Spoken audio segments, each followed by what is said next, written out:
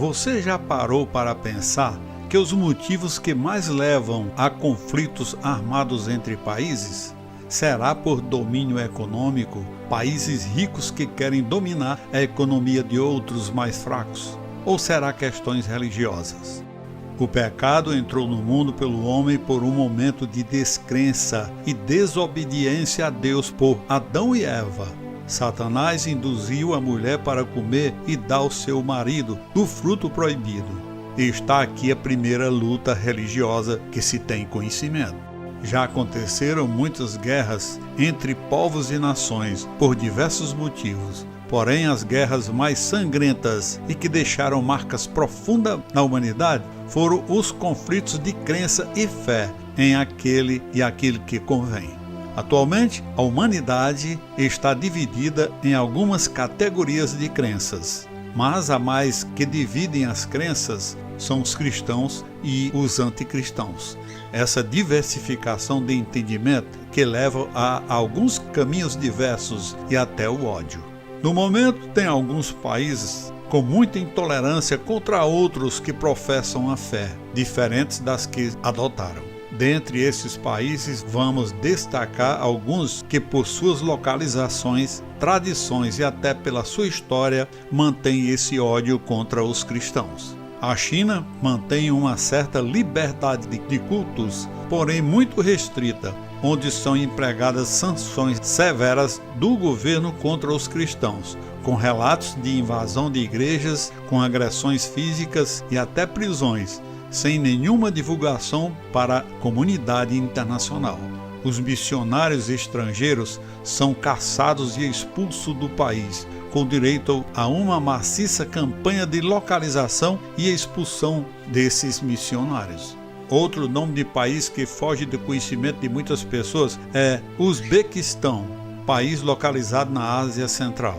Naquele país, o cerco está fechando em cima dos cristãos, apesar de que seja permitido certos cultos religiosos, mas o governo aprovou uma lei que restringe a atividade da conversão, divulgação e de literatura religiosa.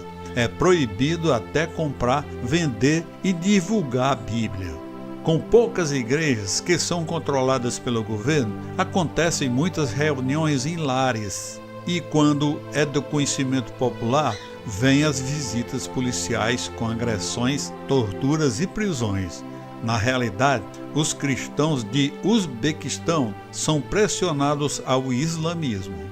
Também tem outro país denominado de Laos. O curioso é que naquele país os cristãos são perseguidos pela maioria da população que é muçulmana. O país tem em torno de 7.200.000 habitantes, sendo que 120 mil são protestantes e apenas 45 mil são católicos.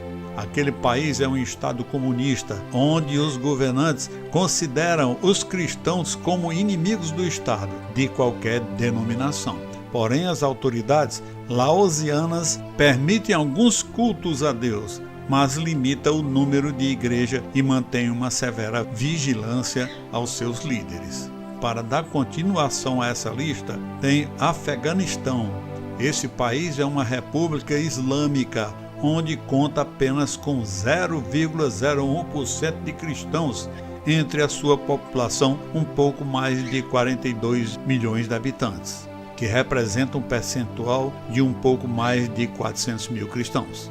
O Afeganistão é uma república islâmica, sem igrejas. A Constituição daquele país garante liberdade religiosa aos muçulmanos. A mesma Constituição não proíbe outras religiões, mas proíbe qualquer manifestação contrária ao islamismo. Os protestantes sofrem contínuos abusos e intimidações verbais, espancamentos, perda de emprego, prisões e às vezes até morte. Muitos foram pressionados a se converter ao islamismo e quando se recusaram foram espancados. Alguns foram executados. Outro país é o Iêmen. Sua constituição garante liberdade religiosa, mas também declara que o islamismo é a religião oficial. O governo dá alguma liberdade para que todos vivem sua fé.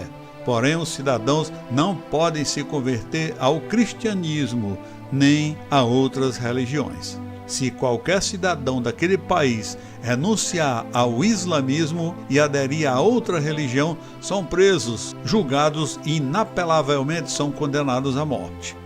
Depois vem o Butão. Para fugir do estigma do islamismo, vamos enfocar o reino de Butão, que tem como religião oficial o budismo. Apesar de existir em torno de 13 mil cristãos, eles não têm permissão para orar nem para celebrar sua fé em público. Os cristãos podem se reunir em família, mas não coletivamente com outras famílias. É negado o visto de entrada no país para trabalhadores religiosos. As crianças cristãs são aceitas nas escolas, mas enfrentam discriminação quando descobrem que são cristãs. É quase impossível para os estudantes cristãos chegar ao ensino superior. Os cristãos não podem ocupar cargos públicos e também é proibido a importação de material religioso impresso. E apenas os textos religiosos budistas são permitidos no país. Depois vem o Irã, que tem sua religião oficial no islamismo. Em suas severas leis, qualquer muçulmano que deixar o islamismo e abrace outra religião enfrenta a pena de morte.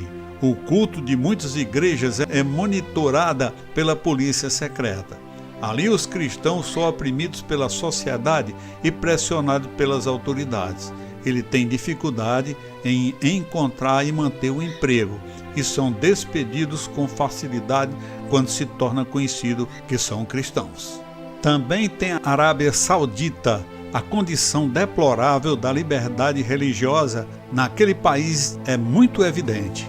A conversão para outra religião se aplica à interpretação rigorosa da lei islâmica. É punida com a morte se o acusado não se retratar. O culto público não muçulmano é proibido. Os fiéis não muçulmanos que se envolvem nessas atividades correm o risco de sofrer detenção, prisão, açoitamento, deportação e às vezes tortura. Depois vem a Coreia do Norte. Agora vamos falar de um país que está no topo das maldades contra os cristãos. Naquele país, a população só conhece um Deus, Deus com letra minúscula, que é o seu governante chamado Kim Jong-un, comandante supremo das Forças Armadas e presidente da Comissão de Defesa Nacional da Coreia do Norte. Naquele país tem um regime ditatorial e totalitário, com todos os poderes concentrados nessa figura de líder supremo, desde o final da década de 1940. Esse líder herdou o governo de seu pai, líder do Partido dos Trabalhadores daquela época, que implantou mais do que um regime de governo para ser uma religião que deve ser seguida por todos os habitantes sem escolha.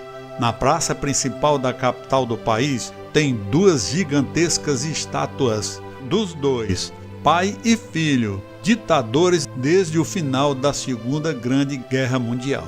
O governo trata de forma dura todos os oponentes, incluindo as pessoas envolvidas em práticas religiosas. A população norte-coreana está separada e isolada do resto do mundo, onde não é permitido até visita de turistas. Os norte-coreanos têm uma percepção muito difundida de que o cristianismo é um elemento ruim.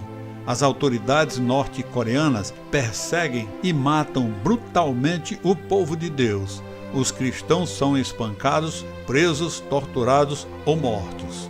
Muitos cristãos estão presos em campos de prisioneiros políticos por causa da fé, lugares de onde raramente as pessoas saem vivas. Como aquele país faz fronteira com a China, os dois países frequentemente promovem batidas em suas fronteiras e arredores, com finalidade de prender refugiados. Na América do Sul, onde está localizado o Brasil, já dá sinais de que a perseguição aos cristãos está se alastrando. Na Nicarágua, que é governado com mão de ferro pelo ditador Daniel Ortega, que está como presidente daquele país desde 2007. Naquele país, as igrejas de qualquer denominação continuam sob vigilância constante e recebem difamações com frequência. A proximidade das eleições e as mudanças recentes na lei foram usadas como pretexto para rotular os líderes cristãos como terroristas e golpistas. Isso aumentou as restrições às igrejas e às organizações cristãs. No ano passado, na Nicarágua, muitas igrejas, principalmente igrejas católicas, foram fechadas pelo governo, onde padres e também freiras brasileiras foram todos presos e expulsos do país. Aí vem a Venezuela, onde a Igreja Católica e o movimento evangélico sofreu repetidamente confrontos do governo daquele país. E no Brasil? Como está a relação dos cristãos com outros segmentos sociais e o que pode acontecer aos cristãos brasileiros? Na Constituição do Brasil, no seu artigo 5º, item 6, declara o Estado inviolável a liberdade de consciência e de crença, assegurando o livre exercício dos cultos religiosos e garantindo, na forma da lei, a proteção aos locais de culto e suas liturgias. Ocorre que no mês de março deste ano foi publicado insistentemente nas redes sociais e até em alguns programas de televisão que o Ministério Público proibiu a expressão "Deus te abençoe" nas escolas. Nessas publicações, que professores da rede municipal de Taubaté, cidade do interior de São Paulo, foram obrigados a assinar um termo de comprometimento a cumprir essa exigência do Ministério Público. Que a graça do nosso Senhor Jesus Cristo, o amor de Deus e a comunhão do Espírito Santo sejam com todos nós. Amém.